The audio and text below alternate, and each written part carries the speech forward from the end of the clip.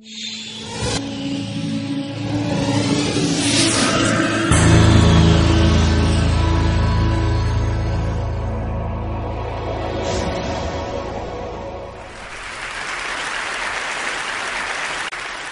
story is about taking imagination seriously.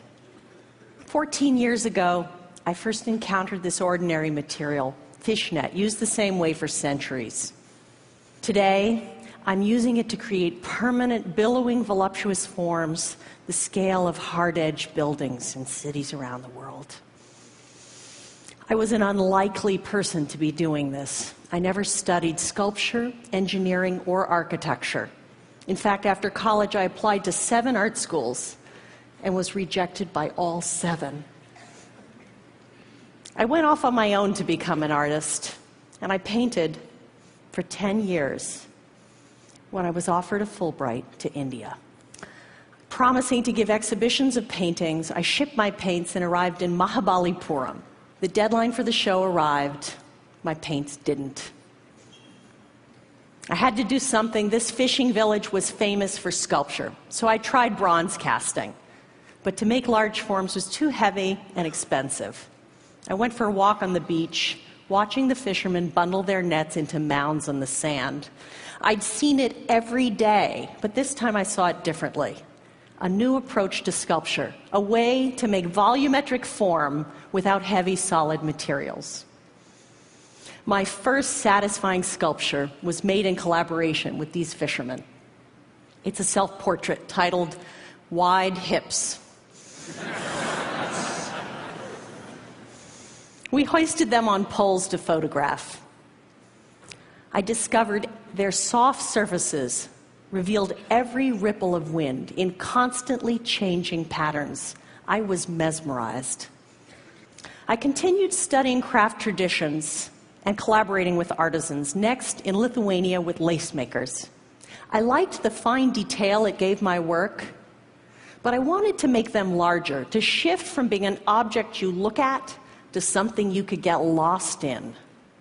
Returning to India to work with those fishermen, we made a net of 1.5 million hand-tied knots. Installed briefly in Madrid, thousands of people saw it, and one of them was the urbanist Manuel Sola Morales, who was redesigning the waterfront in Porto, Portugal.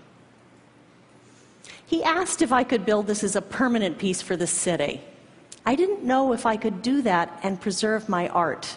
Durable, engineered, permanent, those are in opposition to idiosyncratic, delicate, and ephemeral. For 2 years, I searched for a fiber that could survive ultraviolet rays, salt air, pollution, and at the same time remain soft enough to move fluidly in the wind. We needed something to hold the net up out there in the middle of the traffic circle. So we raised this 45,000-pound steel ring. We had to engineer it to move gracefully in an average breeze and survive in hurricane winds. But there was no engineering software to model something porous and moving. I found a brilliant aeronautical engineer who designed sails for America's Cup racing yachts named Peter Heppel. He helped me tackle the twin challenges of precise shape and gentle movement. I couldn't build this the way I knew because hand-tied knots weren't going to withstand a hurricane.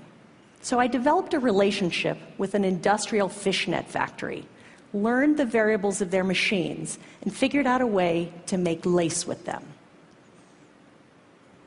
There was no language to translate this ancient, idiosyncratic handcraft into something machine operators could produce. So we had to create one. 3 years and 2 children later, we raised this 50,000 square foot lace net. It was hard to believe that what I had imagined was now built, permanent, and had lost nothing in translation.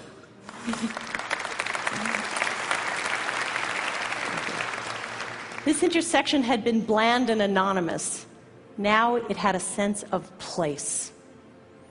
I walked underneath it for the first time, As I watched the wind's choreography unfold, I felt sheltered and at the same time connected to limitless sky. My life was not going to be the same.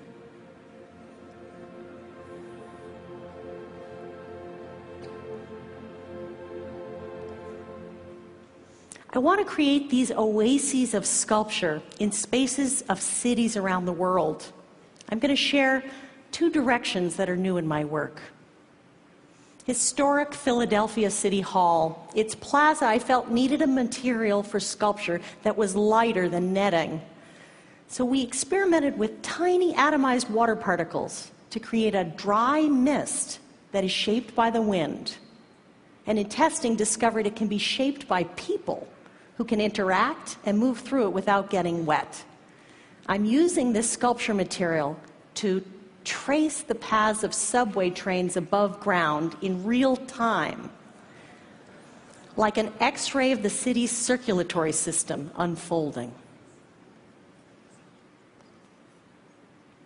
Next challenge, the Biennial of the Americas in Denver asked, could I represent the 35 nations of the Western Hemisphere and their interconnectedness in a sculpture? I didn't know where to begin, but I said yes. I read about the recent earthquake in Chile and the tsunami that rippled across the entire Pacific Ocean.